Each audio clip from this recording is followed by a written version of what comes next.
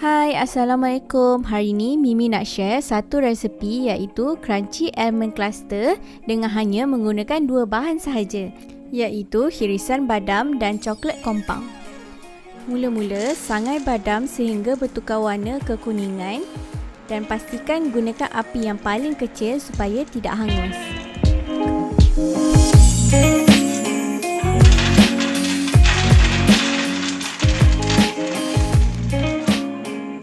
Kemudian, ratakan badam di atas tray dan bakar sehingga rangup dengan suhu 150 darjah Celsius selama 5 ke 10 minit.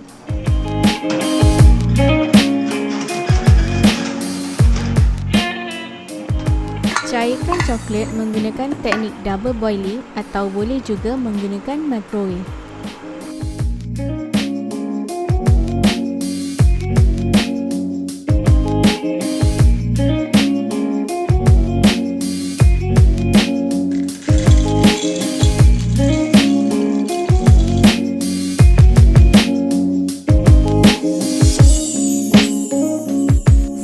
Gaul, pastikan badam dan coklat disejukkan sekurang-kurangnya 30 minit. Seterusnya, bentukkan adunan ke atas tray dan sejukkan di dalam peti ais selama 20 minit.